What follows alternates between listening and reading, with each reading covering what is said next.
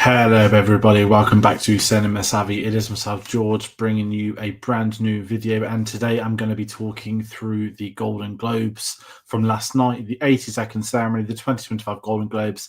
And I guess we can say this kickstarts our award season coverage of 2025. We didn't do the Emmys last year. Obviously, they were put into the middle of award season, so we did them. And we've not done a nominations one for today. We're just going to take it as the years come. We've got BAFTA nominations next week. We've got Oscar nominations next week. We've got ceremonies of each of those in February and March. So we're heading into that time of year. We're getting plenty of new releases. Some of them finally coming out in the UK. A Real Pain comes out here on Wednesday. There's going to be a review going up on the channel tomorrow for that. So yeah, it's getting busy. It's that time of the year. A lot of dramas to be seen, a lot of films to catch up with. And when there's nominations are starting to come out, we know which ones we need to focus on doing. So that's my polite little intro. I have mentioned we're talking the Golden Globes. I'm not just going to be talking film. I'm going to go through the TV stuff as well. And I guess we can say I'm going to be talking for the one random stand-up comedy award, which I still find strange. But as always, I want to hear from people at home. So please do comment with your thoughts on this year's Golden Globes, whether you watched the whole ceremony, whether you just checked the winners, whether there's some films you think should have won that didn't, films that were nominated that weren't. As always, with the Golden Globes, people will mock it's the Hollywood foreign press. And obviously, you've got all the divvy of the awards. You get the comedy and musical, and you get the ones that are dramas, and then you get the ones that aren't comedies or musicals that are in comedies and musicals. So it's the same cycle. And we get to talk about the Hollywood Box Office Achievement Award, because who doesn't love an award that's on Wikipedia all year round, which doesn't actually win? I'll get to that later on. So yes, I do want to hear from people at home.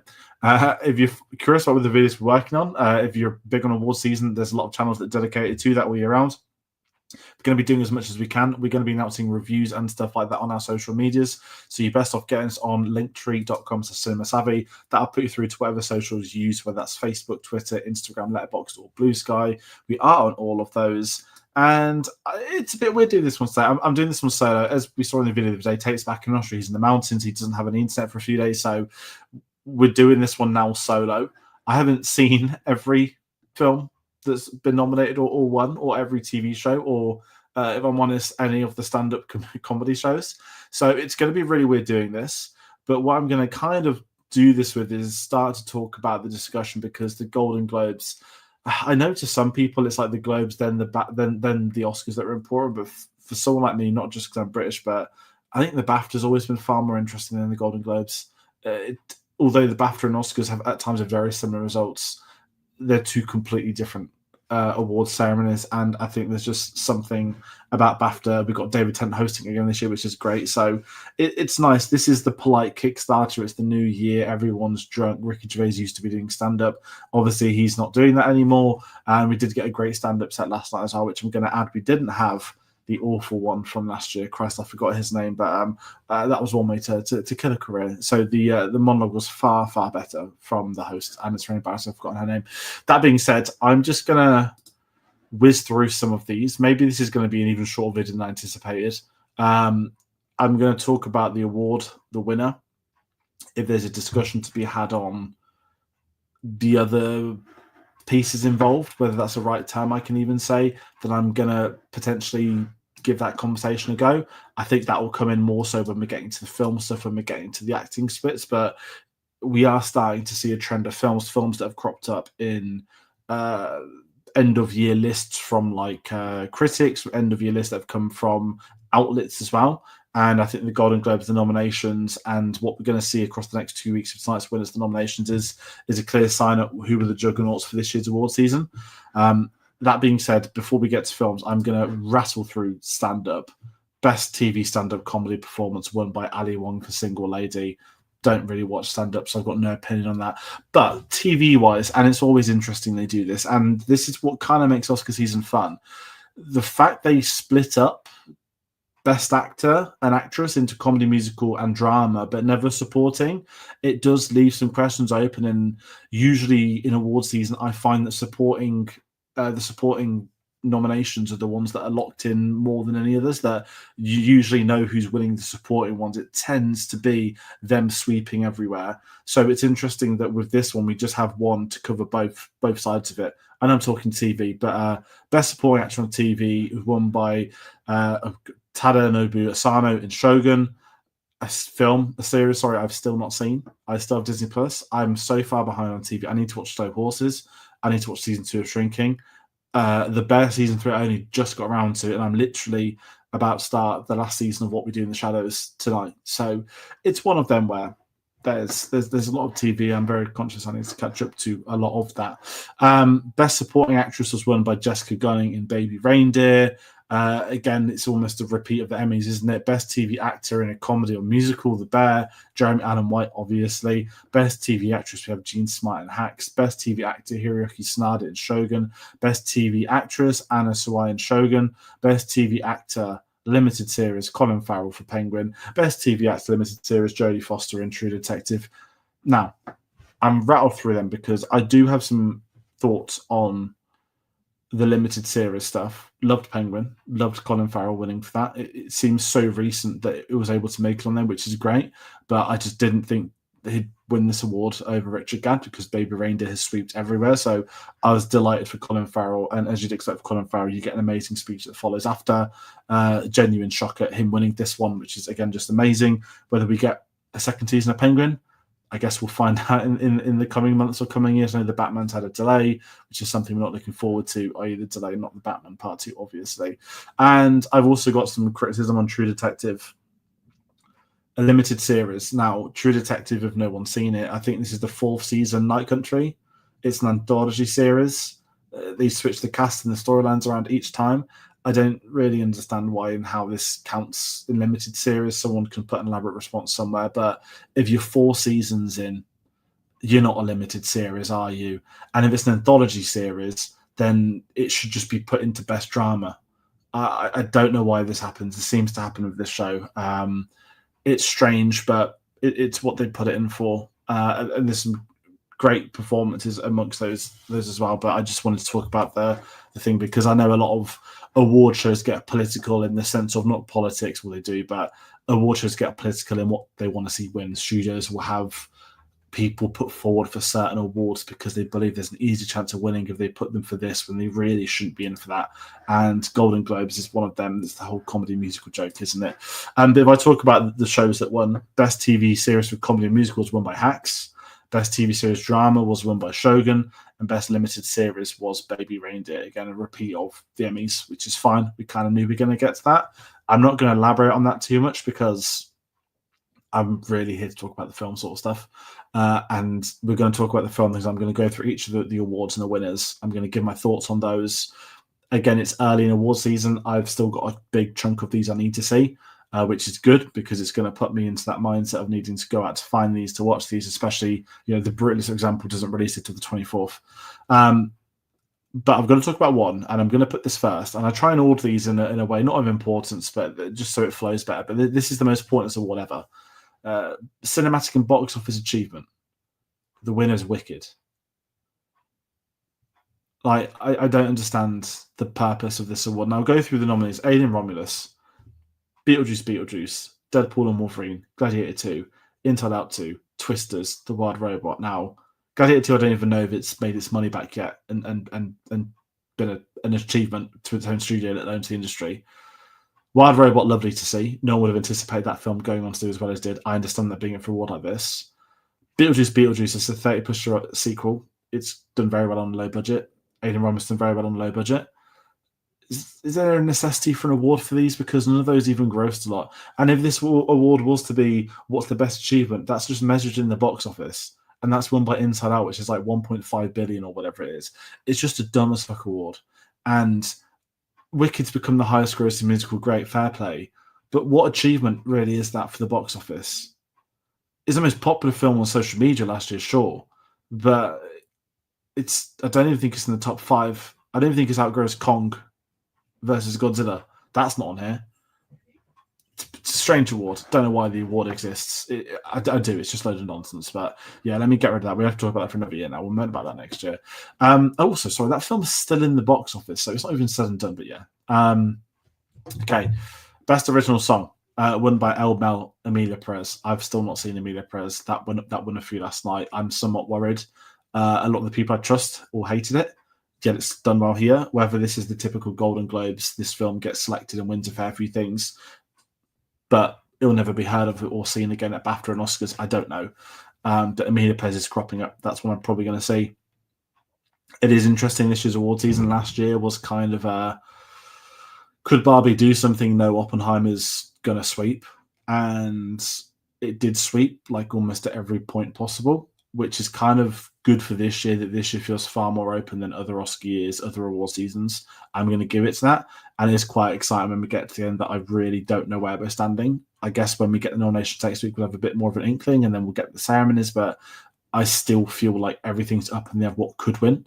I don't have as much bias this year with a certain filmmaker I want to see win stuff. So I'm really open to seeing a few more films that I need to start giving my opinions. But there's loads of films I'm looking forward to just seeing potentially do well. Next one, Best Original Score, won by Challengers. I love the Challengers score. It's a great score. I disagree with it winning, though. It's not a better score than Dune Part 2. I don't understand why they've overlooked that again. But Challengers is an excellent soundtrack. I listened to it again when I was on a walk today at lunch, and it's not only so varied.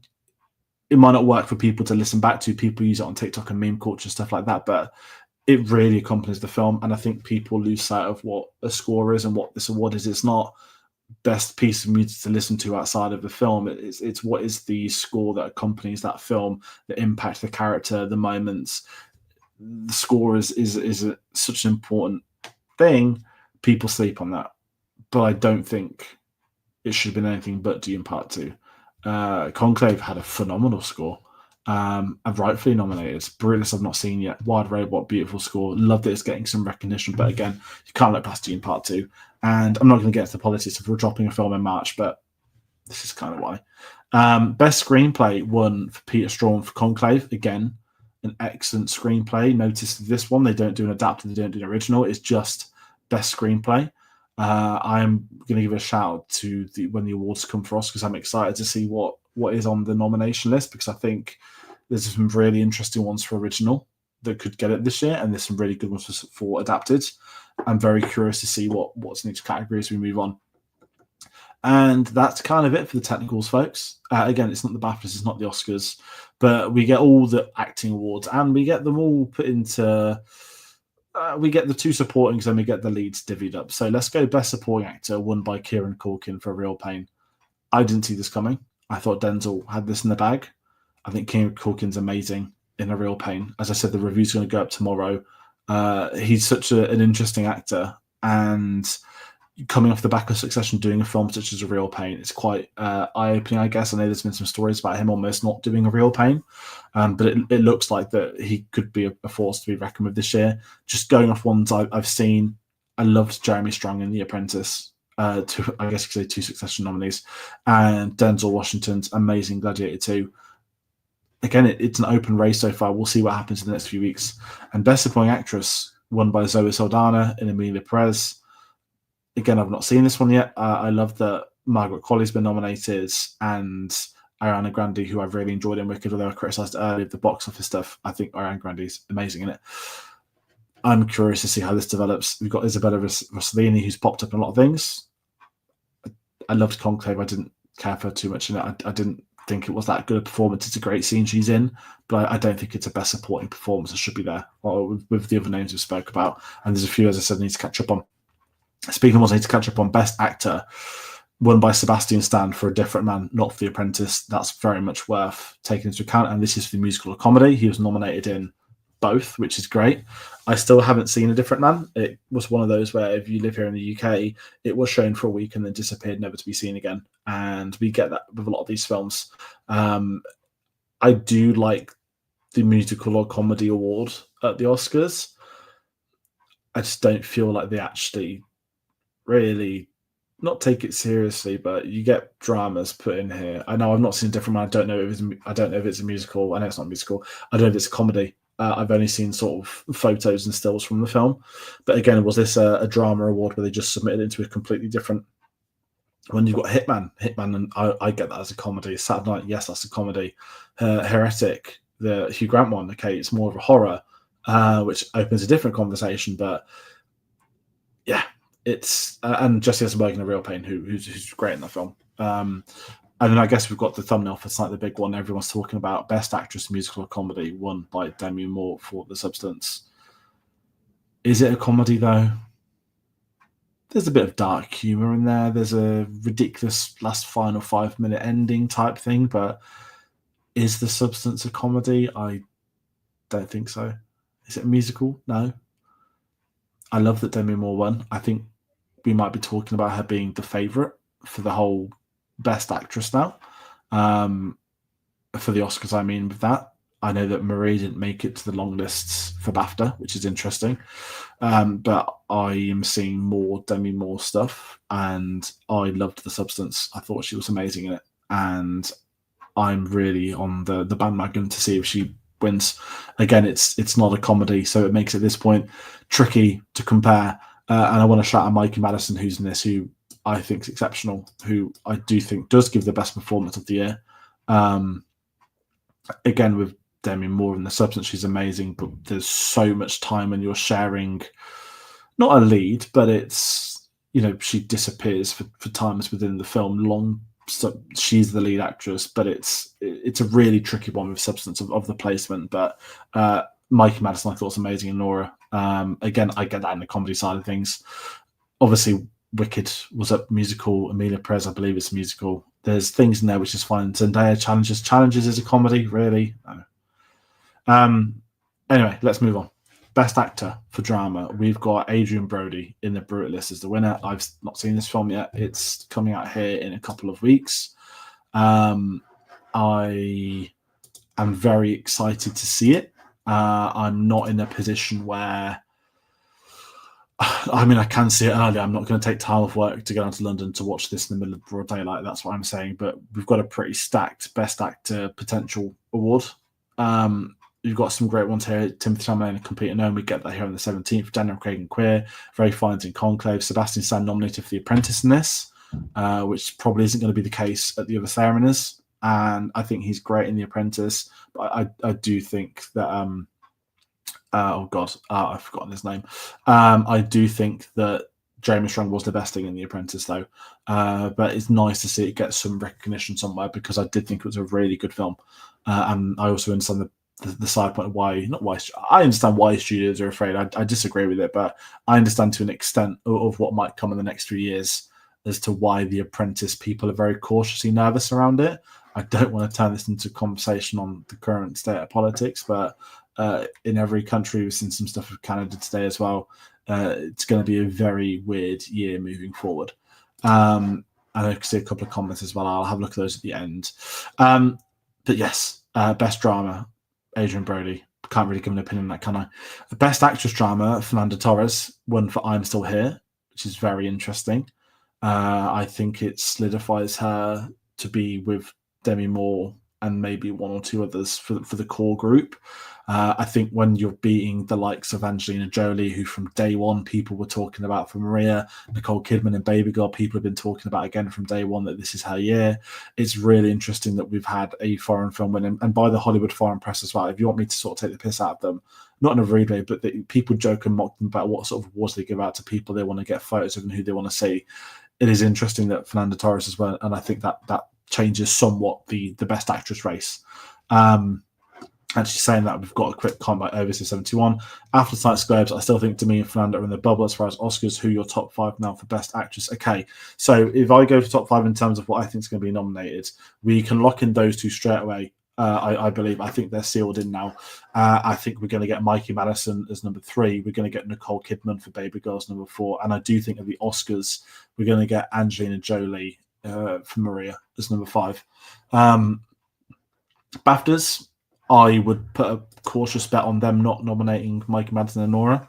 Not me criticising the British. I do it often, but I think Nora's a kind of film where BAFTA would think they're above that and start commenting about art forms and what it means to be art. So it's going to be an interesting Best Actress race. I do think this year. I think it's quite open, and it's kind of interesting that we've had other years with Oscars with BAFTAs where we've known who's going to win it, or we've seen some standouts. And I think because we had a sweep last year, it sort of didn't make award season stale. I think Oppenheimer was just such a clear and obvious favourite and ultimate winner that it was rightfully sweeping. it kind of makes it fun that I feel we're in such a, the way I've spoke about 2024 in a couple of the end of year videos is I think it's been a very good year for film, but I don't think it's been like a great year. There's been so many good films, but I feel there's a very small handful of films I've got on this like upper tier of like elite, going to come back to whatever people would put as their top films. I've got UK release dates, so I've got The Iron Claw, I've got Dune Part 2, I've got The Substance and Anora sort of creeping in. So I still need to catch up on a couple more, clearly based off the Golden Globes.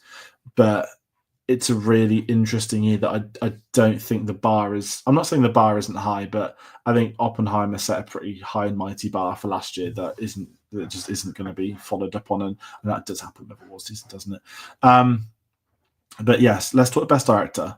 So we've got Brady Corbet winning for The Brutalists. And again, last year, the director race, it was known as time, right? So everyone knew all year round who was going to win it. And if I'm completely honest with this, the names I've been seeing thrown around a lot mostly was Carlo Fargo for The Substance, Brady Corbett for The Brutalist. I don't think the industry would. I mean, I'm happy Sean Baker's nominated. I really am. I don't think they'd be giving him an award or something. I think we're down to a 2-horse race. I'm curious about Conclave because I really like Edward Berger as a director. I think going with what I said about how BAFTA's different to Oscar, I think BAFTA's going to really go all in on Conclave, but I think the Academy is going to be far more open in the same way that I think All Quiet on the Western Front dominated a BAFTA that didn't particularly perform as well. It did very well at the Oscars still, but its BAFTA reception was very different to the Oscar reception, and I think Conclave's going to be on a similar pedestal. I loved Conclave. That was in my. I think I put that sixth in my film of the year last year.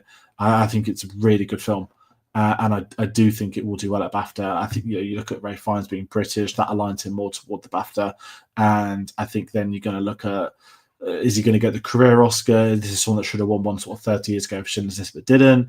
Is it going to be that this is one of his great performances, but it's the career Oscar at the same time versus Adrian Brody?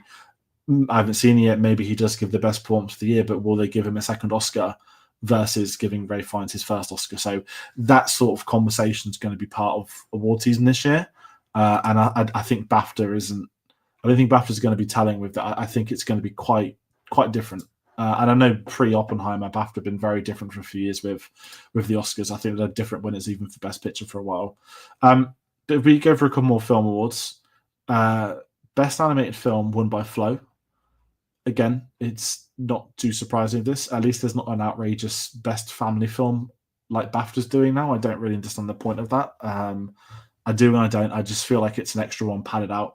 You can do best family film, but you can't do best stunt coordination. Great, thanks for nothing. Best non-English language film won by Emilia Perez.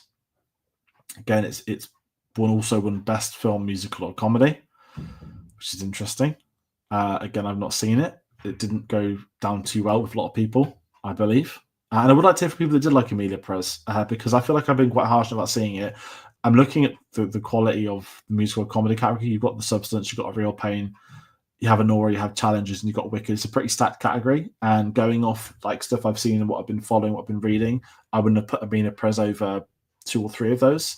But maybe this shows that the voters are taking a different approach and that's the film they're looking at. And I guess then we look at Best Film for Drama, won by The Brutalist, which beat a complete unknown Conclave, Dune Part 2, Nickel Boys, and September 5. Nickel Boys only literally just came out in the UK a couple of days ago. And again, The Brutalist has been the topic of the conversation, and it's kind of where I end this Golden Globe video and sort of segue into the finale of the discussion, that because BAFTA and Oscars have the generic, it is just best film, best supporting actress, best supporting actor, best actor, best actress. There's none of the divvy up of the playing the games of let's flick it between a musical and a comedy or this and that. It is just straight up, these are the nominees, these are going to be the winners. Whether that hurts Emilia Perez, whether that means that the voting system is going to switch around. Now, Oscar have the median vote, which people seem to always forget about for film, that is. That ultimately of that best film, it's not going to be something too edgy that's going to turn people away, because when it's tiered with the balance of a median, if there's something controversial, divisive, let's take Black Klansman, for example, which should have won best film that year but didn't, because there would have been voters who didn't like that, probably because it made some comments about how politics were at the time and are today, versus Green Book, which is hey, this is great, we saved racism, thanks. Those sort of voters who would be put off by Black Klansman but love Green Book, that's what puts that to win best film.